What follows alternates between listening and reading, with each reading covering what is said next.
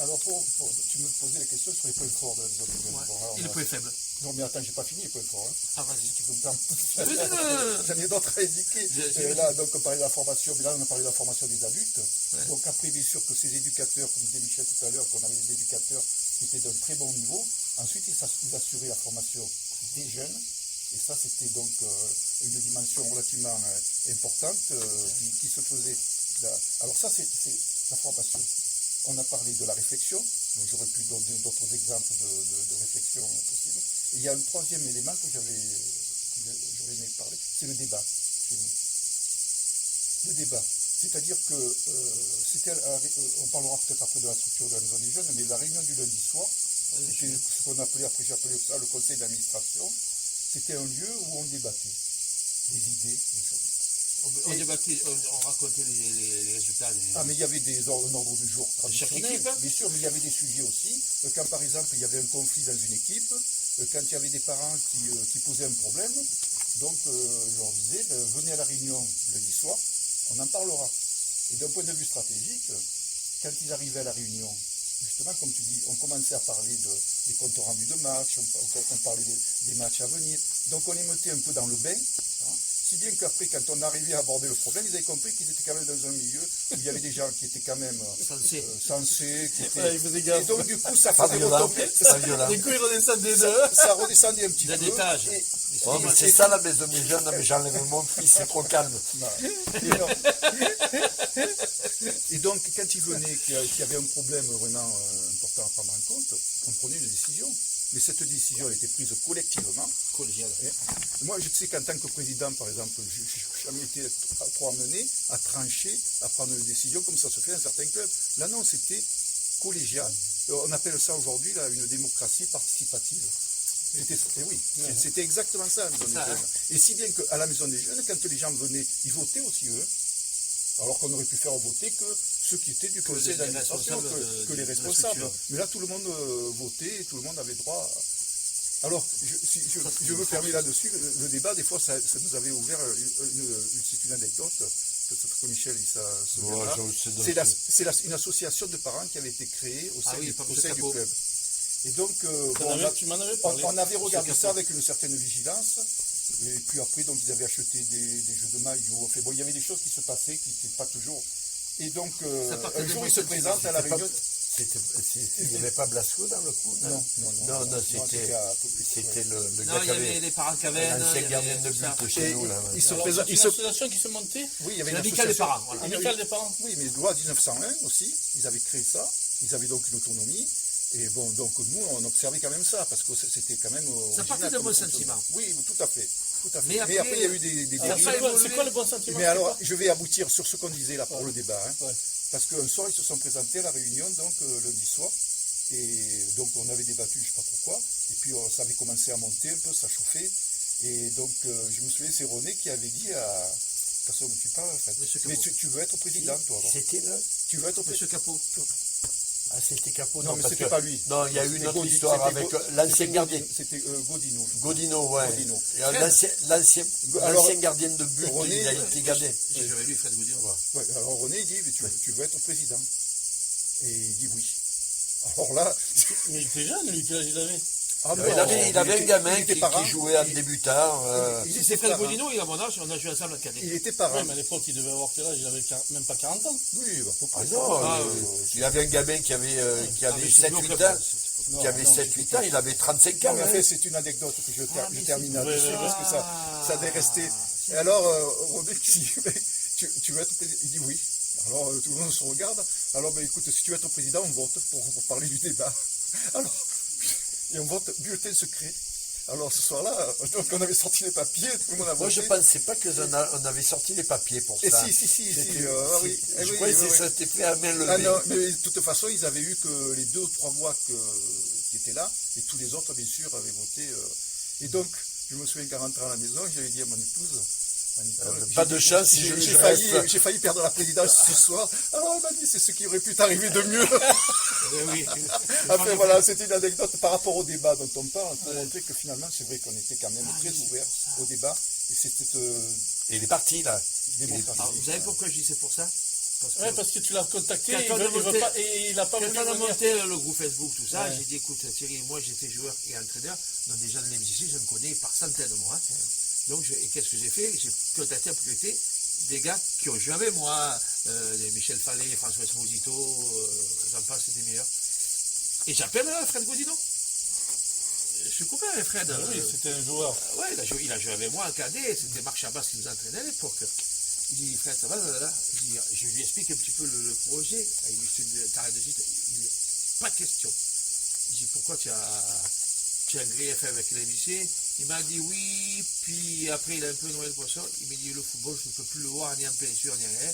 J'écoute même plus les matchs à la télé et tout ça. Et j'ai dit, donc, si j'ai bien compris, tu ne voudrais pas participer à notre groupe de travail du Nord. Et j'ai dit, ici on monte des opérations, si le laisse pour mettre en place. Il m'a dit, éventuellement, mais compte pas trop sur moi. Et je l'ai senti amer. Voilà. Voilà donc ça. Oui, je me rappelle qu'il était un peu impliqué en tant que parent, Enfin, ça nous a mais je fait n'étais pas plus au mal, club déjà. ça. Mais cette association, finalement, c'était un bon point. Moi, je me rappelle de la mi-temps des parents quand il y avait M. Capot. Au niveau de la réflexion, ça vous fait penser, avec René aussi, quand je parlais de la réflexion là, sur. Ouais. On avait réfléchi aussi sur, mais c'était un autre universitaire sur Marseille, là, un sociologue qui avait étudié les fans de Marseille, là.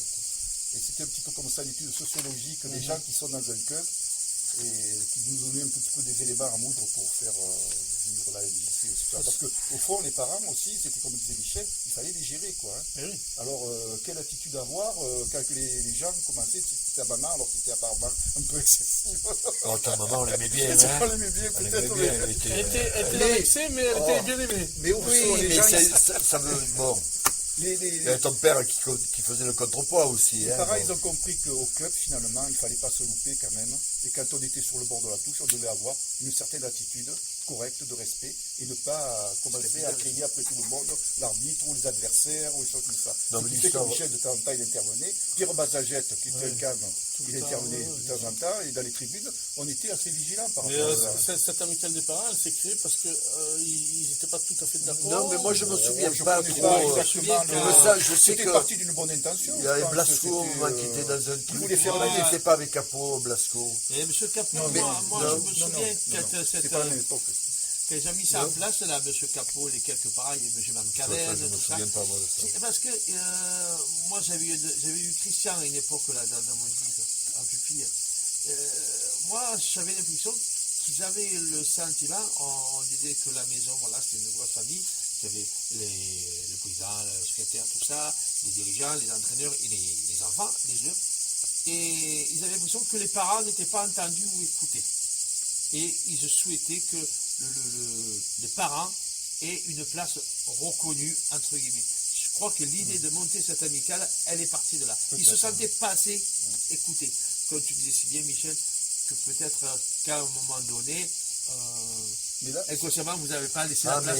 mais moi j'en ai toujours été conscient Puis Michel de il ça. a dit que le club est monté tellement de pression, tellement c'était dur à gérer, Alors, qu'à un moment donné, on ne peut pas alors, satisfaire Tu vois, moi, je vais tout te le monde, donner hein. un autre exemple. C'est difficile. À un après. moment, moi, au bout d'une trentaine d'années, je ne sais pas si... Parce que sa femme lui mettait la pression aussi à Gérard. Hein. Tu sais, il disparaissait à la maison des jeunes, elle n'aurait pas fait de maladie. Hein. D'ailleurs, quand on a fusionné avec le FC1, elle lui a dit, si tu prends la présidence, la porte elle est fermée, hein, tu ne rentres plus à la maison. on en parlera. Moi, ma femme, à un moment, elle a dû voir que peut-être j'étais perturbé de quelque chose, tu vois. Et elle me dit, il serait peut-être le moment quand même, ça fait 30 ans que tu es là, ça serait peut-être le moment. J'ai dit, mais tu sais, j'y pense moi, parce que déjà, en tant que trésorier, j'avais formé Dusselier, Marc Dusselier, Ah oui, Marc. qui s'occupait déjà de récupérer que j'ai revu, moi, il y a 2-3 ans en Corse, je suis allé le voir. Voilà, et donc... Il a son fils sur Avignon, là. Oui, qui est David pompier, ouais.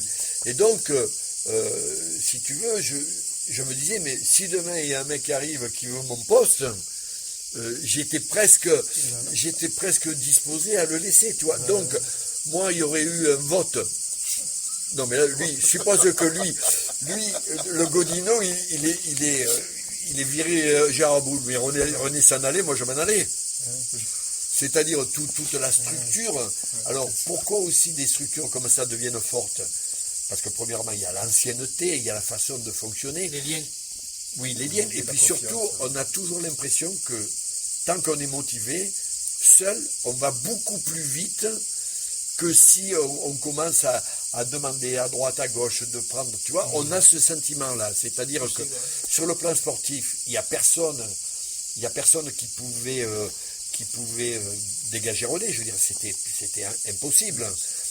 Dégager un président, ça peut se faire, mais tu vois. Légalement, ça peut se faire. Oui, mais ça peut se faire, mais mais ça va s'il avait été plénipotentiaire dans le club, s'il avait disposé du pouvoir, un pouvoir tel que tu le dégages, là, tu récupères du pouvoir. Mais là, nous, comme il dit, c'était partagé. Alors, C'est la démocratie.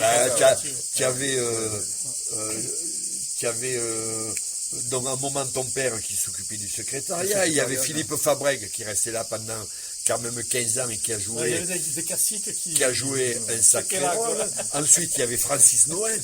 Alors, la mémoire... Bon, on va faire l'interview. non, mais lui... Alors, je sais... Ouais, non, mais Francis Noël, c'est celui qui a le plus de connaissances, parce que lui, c'est lui qui faisait les licences, il connaissait tous les joueurs. Voilà. Moi, alors, je ne sais pas comment il est maintenant, parce qu'il a fait un AVC. 83 ans, j'ai eu Christian au téléphone il y a quelques mois. Ouais, et... Il se maintient, ça va pas trop mal, il a 83 ou 84 ans. Tu vois, ben ça fait partie, lui, pour moi, ça lui ferait du bien de discuter. C'est un personnage incontournable. Ah, lui, il a une mémoire d'éléphant. Ouais, exactement. Donc après, quand tu as une structure comme ça, 4-5 personnes. Et là, tu parlais de la représentativité, tu disais les parents, ils ne se sentaient pas. Mais oui, c'est l'impression que j'en ai. Oui, mais justement, quand on a créé vraiment après le club, comme on avait des statuts. Dans les statuts, déjà en assemblée générale, on élisait 24 membres. Donc les parents, n'importe qui pouvait se présenter. 24 membres, c'était le conseil d'administration. Et le conseil d'administration, je faisais qu'il se réunissait le lundi soir. Donc avant, il y avait la réunion toujours. Mais là, cette fois, on appelait le conseil d'administration, le lundi soir. Le conseil d'administration, quand il était élu, les 24, ils élisaient le comité de direction. C'était 6 personnes. Alors les 6 personnes, c'était Michel, René, c'était Francis Noël, il y avait Denis Mariette, Jean-Christophe Glaise et moi. Ah voilà. Ça faisait ces 6 personnes du comité de direction du moment où je te parlais, parce que bon, ça, voilà. Et de ces 6, dans le comité de direction, les 6 choisissaient un président. Donc tout ça, c'était démocratique, quoi. Hein. C'était, je veux dire, les parents pouvaient à la base se présenter à l'Assemblée générale. On avait des assemblées générales à la médiathèque. On remplissait la salle, les parents venaient exposer leurs problèmes, on discutait. On avait les mairies, on en reparlera peut-être un petit peu, à l'époque, la mairie de Ravier, Guy Ravier, qui venait à nos assemblées générales, qui a été très présent, qui a beaucoup fait pour la MJC, pour le stade d'Ulcy. Enfin, il nous a aussi, on pourra peut-être en parler par rapport à Laurent Paganelli, on avait créé un poste. Et donc ça n'a pas été abordé, là, cet aspect. Je voudrais en parler un petit peu après, là, le retour de Laurent au club.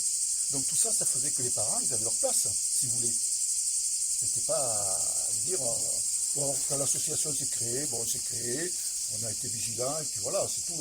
Après, c'est retombé tout ça, quoi. Ok. Et justement, alors, les points faibles. On en est à la question combien, là? Peut-être que c'était un point faible, ça. Juste pour revenir sur les 24 membres, c'était comment les appeler? C'est le conseil d'administration. Le conseil d'administration. Voilà, c'est le conseil d'administration. Alors ça, c'est les statuts, ça, je peux te les passer. Et ça, n'importe qui pouvait rentrer Bien sûr, il faut être. Tu étais candidat, et toutes les années, quand on faisait l'Assemblée générale, il y avait un tiers renouvelable. Okay. Donc tu étais élu pendant 3 ans. Okay. Alors ces statuts, moi je me souviens, je les avais mis en place. Bon, j'en parlais un petit peu à Michel, mais il me disait, et René c'était pareil, ça les intéressait pas. Il me disait, vas-y, fais-les les statuts. Alors, je les lisais quand même, ça. Mais l'histoire du comité de direction, ça existait depuis longtemps. Ça a été un petit peu, un petit peu informel tout ça. Ah voilà, c'était informel et ça a été vraiment bien. C'est ce que je disais, Gérard, il a vraiment tout bien administratif. Je me souviens par exemple de ton papa, quand je le revois encore, qui faisait le secrétariat à la maison des jeunes, qui écrivait sur des petits bouts de papier, tout ça. Et j'ai dit, mais tu classes, c'est où les archives? Ah ben les archives, il y avait une étagère d'une armoire à la maison des jeunes. Et c'était tout là. pour le club qu'on était, j'ai dit, mais c'est pas possible ça. Hein. Donc, bon, on avait un petit peu, bon, fait, oui, j'ai revu un peu tout ça, et donc j'ai introduit l'outil informatique, parce que au niveau informatique, Michel, bon, je l'ai fait informatiser la trésorerie. Mais attends, mais même, c'était, attention, nous, normalement, quand tu es trésorier ou directeur financier d'un club, tu dois utiliser des programmes qu'utilise la fédération, la ligue, la mairie pour faire des demandes de subventions, pour donner tes résultats, tes bilans, tu vois. Mais moi, je faisais tout ça à la main, hein, tout ça à la main. Normal, il a fallu attendre, non mais je veux dire, il a fallu attendre la fusion avec le Football Club d'Avignon pour que je fasse, parce que j'ai un copain qui est expert comptable à Tarascon, avec qui je joue au golf, et là, quand je suis allé, moi, parce que j'allais à des réunions de la DNCG à Marseille, hein, parce que Morin lui n'y allait pas, donc j'allais, alors on me disait ce qu'il fallait que je fasse. Hein. Alors quand on parlait de comptabilité, donner, parce que quand tu allais là-bas, il fallait donner des éléments bancaires, il fallait donner tes comptes, il fallait... Et là, j'ai été obligé de faire une formation comptable pour faire une comptabilité qui soit une véritable comptabilité. Tu vois, je me rappelle, mon copain il est venu ici 2-3 fois, là. Je dis, mais arrête avec tes histoires comptables, parce qu'on provisionne le matériel, on provisionne dans les plus, dans les moins. Bon. Et ça, c'était au niveau de la fusion, mais avant dans les années 90, déjà Michel faisait la comptabilité, il avait tout en tête. Mais nous, dans les années 80, hein 70. Oui, il faisait la comptabilité. Oui, mais avant. Oui, je faisais une comptabilité sur ordinateur, mais à la main, comme ça, tu vois. Mais nous, si tu veux, on n'avait pas de vue de ça, de perspective. Alors on l'a un petit peu emmerdé. Et alors j'ai dit, mais il faudrait que tu l'informatiques. Je me souviens d'ailleurs, c'est Landry, mes fils, qui nous a fait le logiciel. Il était à l'école d'ingénieur à ce moment-là, avec le tableur Excel. C'était le début, on n'avait pas trouvé de logiciel qui était à 90. Et donc, à ce moment-là, après, on pouvait sortir des graphiques, on pouvait sortir des documents comme ça, qui nous donnaient un peu de la perspective, quoi. Qui pouvaient nous aider à prendre des décisions, nous, qui étions autour, quoi. Michel, il avait les éléments, tu vois. C'est un peu moins... Moi, la tranquillité venait du fait que personne réellement me demandait de compte.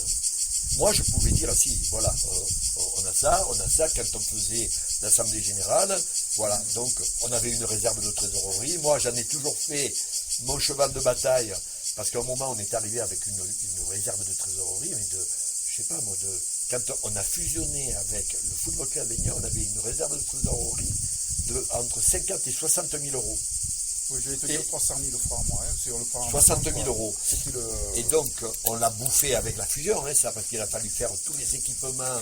Ça m'a rendu malade, moi. Parce que voir que... Toutes les économies que tu avais fait, Loa nous a bouffé en 30 secondes. Alors, là où ça a capoté un peu, c'est qu'au départ, c'était Perles qui était le président. Lui, c'est un chef d'entreprise. Moi, je me serais entendu avec lui sans problème. Perles, il me disait, ta réserve de trésorerie, je ne veux pas la savoir. Tu la gardes, tu la laisses sur le compte, on va fonctionner autrement, il me dit. Quand Morin il est arrivé, lui, il a fait changer tous les équipements, les maillots.